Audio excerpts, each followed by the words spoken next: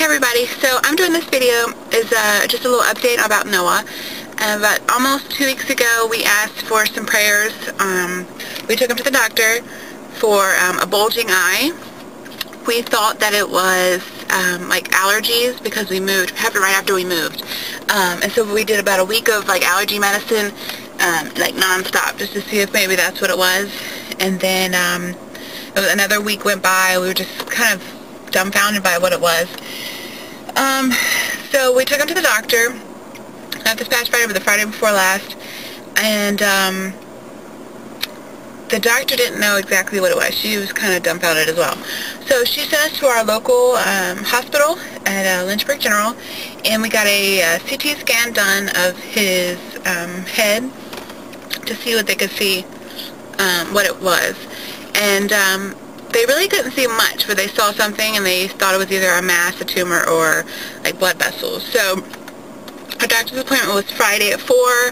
We got to the hospital a little bit after 5, and then our doctor told us, do not leave the hospital until you talk to me. So the CT scan got done really fast. We were done by 5:30, and they put us in this little waiting room and told us that our doctor was actually on her way, and that was around 6:30. So at that point we knew, since our doctor was already off, since our office closes at 5, or her office, we knew that something was wrong. So we started thinking of like stupid things, like maybe she wanted to give us a prescription, you know, just off the end, off the wall stuff. But she come in around 7:30, and she let us know that there is a mass or a tumor or something behind his eye, and she's not really sure what it is. And the guy that, or the person that looked at the CT scan, wasn't sure either. So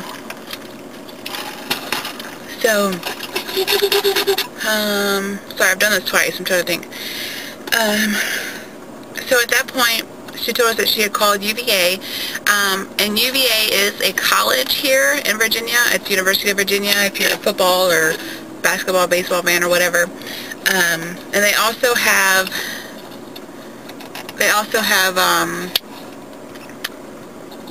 a medical, why can't I think today? Sorry guys. They also have a medical part, so it's called UVA, the medical center. They sent us up there to the emergency department for the peds unit. They have excellent peds doctors, wonderful doctors. So we got up there about 8:39. We went home, we got some stuff. We got him some diapers, clothes. They got us some clothes, our phone chargers and stuff like that. Got him some toys. And then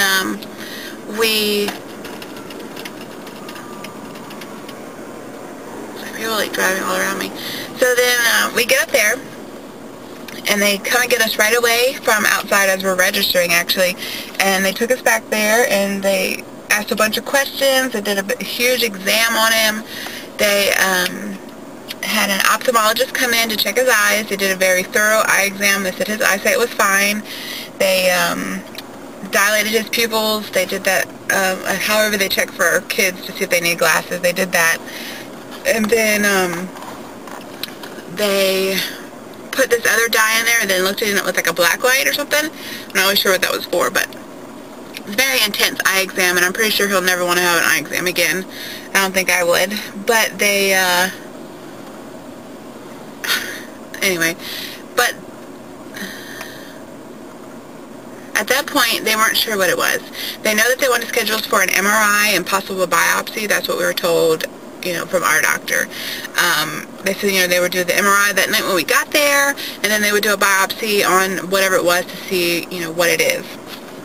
So, we get in, you know, we're in the ER department, and they decide they're going to go ahead and admit us. So they admit us. We get into the room about 2 in the morning on the peds floor, and at that point, we're like half dead. Noah's in and out of sleep because they keep coming in and checking like vital signs and stuff like that. And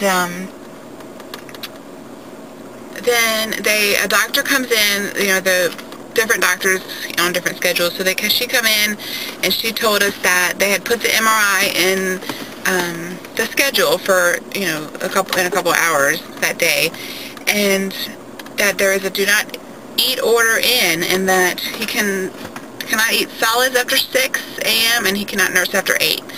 So he got up at like 7 something, and so I nursed him as much as possible just so maybe it would hold him over. And we hadn't heard anything about the MRI for a couple hours. So like 10:30ish rolls around, and he starts to get antsy and tired and ready to nurse, because when I'm with him, he knows that he can nurse, I'm there. And so at that point, he was tired and hungry, and we were all frustrated. So he literally was screaming for, 45 minutes straight, until he actually screamed himself to sleep. Not just like, the cried out method. I mean, this poor child was disturbed, This is an unfamiliar atmosphere. It's just hurtful to see your child do that. The cry out method is totally different because your child's fed and changed and all that stuff. My child was not fed, and my child had an IV thing in his arm, and all these things. So the doctor of the peds floor, the main doctor, she come in and she apologized for the miscommunication. The anesthesiologist come in because they have to sedate him, and he come in and said that there was miscommunication with MRI and ped sedation, and they weren't sure when they were going to get the MRI done. And to us, they sent us up there with an emergency, us figuring this was an emergency and they were going to do surgery right away. And then, 12 hours almost go by. Well, over 12 hours has gone by and nothing is done. The only thing they've done is taken blood. And they've checked his vital signs. So they said that they're trying to work with the MRI schedule and see if they can get him in later in that week. And to us, we're just like, later in the week, why did you send us up here on a Friday night knowing that there's going to be no people here to do anything? That's so frustrating. Anyway, so they were planning to keep us until they decided when they were going to do it. And we told them we did not want to stay here. We are an hour and a half away from home. We have 2 other kids, and we have jobs. We would have stayed if it was a necessary reason for us, a real reason for us to stay. They did not think this was an emergency. They didn't see any concerns of him leaving or him, not having it done right away anyway. So they didn't think anything of trying to get it done now. So we told him that we wanted to be discharged and we want to be sent home. He's uncomfortable. This is not his atmosphere. He doesn't have his bed, his toys. It's not normal for a 2-year-old to be trapped in this white square room. And then me and, my husband were about to go crazy. So they let us go around, I think, 3. And they told us that they would call us during the week. They said if you don't hear anything by Monday afternoon to give us a call. So I called around 3 on Monday, and they hadn't heard anything. So I called Tuesday morning, and they still haven't heard anything. I called Wednesday. They still hadn't heard anything. So finally, Thursday, I think I called that morning, and then she said, the receptionist or something like that said that she will check something and then get back to me. So finally she called me back, I think a couple hours later, and she told me that they have it in the books for Friday at 11:15. Why do something to a child when they can't eat after midnight like that in the afternoon? I mean, you should have given us like the first thing available. So all these people look at you funny when you're doing this. So we have to be there at 10:30, and so we had to wait all week. We had to wait exactly a week to figure out what's going on. So we get there Friday morning at 10:30, and of course they are running late, behind. And they're like an hour behind because the person in front of us was late. Yeah, if I would have showed up late to something like that, they would have told me I had to reschedule. So that's really frustrating. But anyway, so we get there, and the ped sedation is who we're dealing with, and they are just fantastic. The nurse that we dealt with, she was super sweet and was always helping us, try to find things to distract him because he was tired and he was hungry. She was bringing him toys all the time.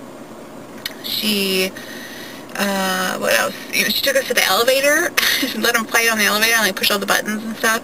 They're doing major construction there, so we couldn't really walk around on the floors. And I think then they took us to another waiting room. We went to all these different waiting rooms, just trying to change his atmosphere. And then finally around, 12, almost 1 o'clock, I think, they took him, we went back there with him, and they gave him this little medicine and a shot version that helps him. They said it's stone-like.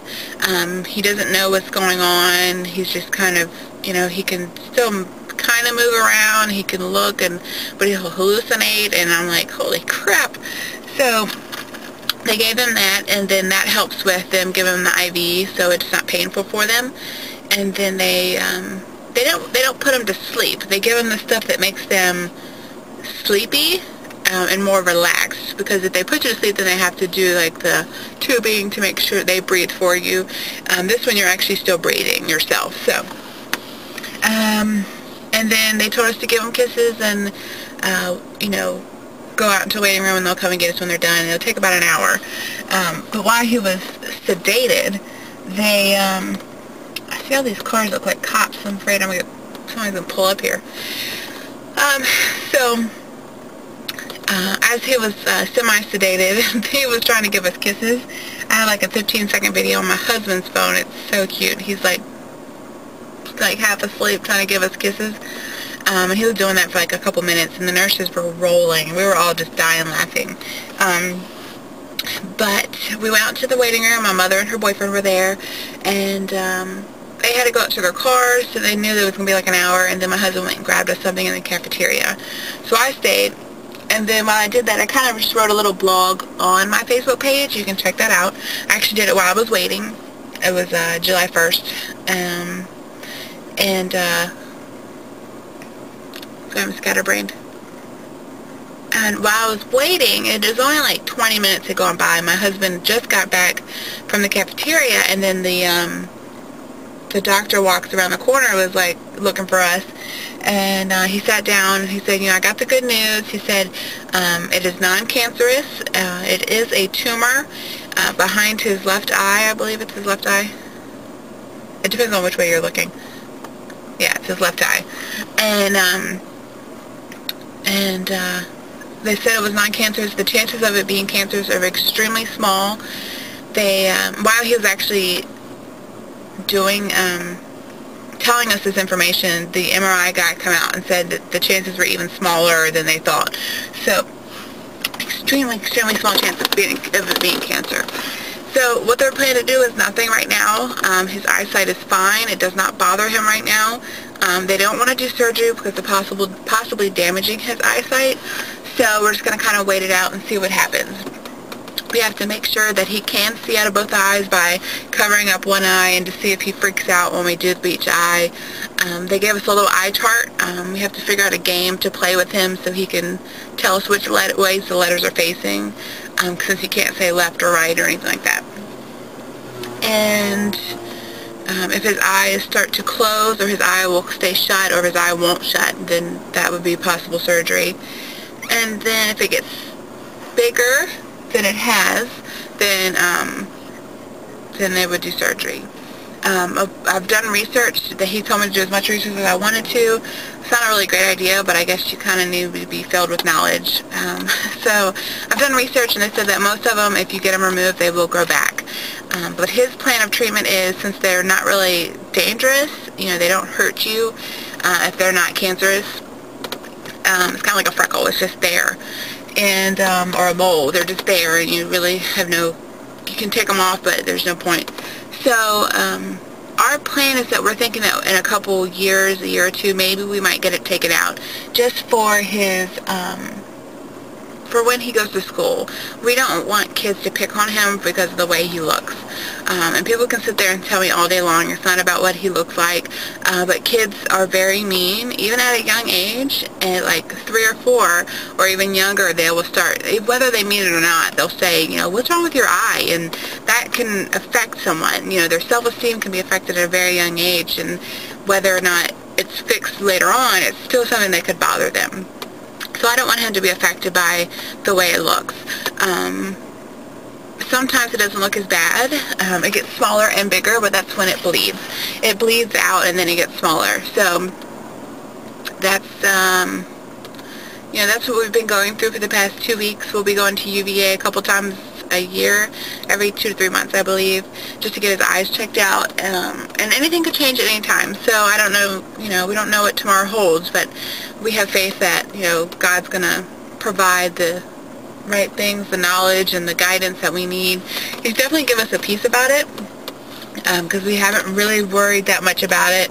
I have horrible anxiety, and it's definitely gotten, my mind would start to take over, and so I would just stop myself and then just pray and just ask for peace about it, because I truly don't believe I would have been able to gotten through this past, week, waiting and waiting and waiting, if I just didn't have the prayer that we have.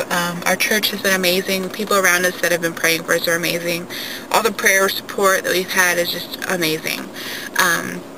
I don't think I cried that much that I thought I was. I thought I was going to be a bawling basket case for days on end.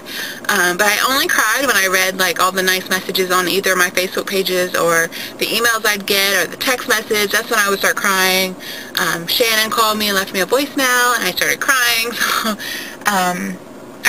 we truly have a peace about it. We know that God's going to, keep him safe. And like our pastor said last night, that we don't have a, what did he say?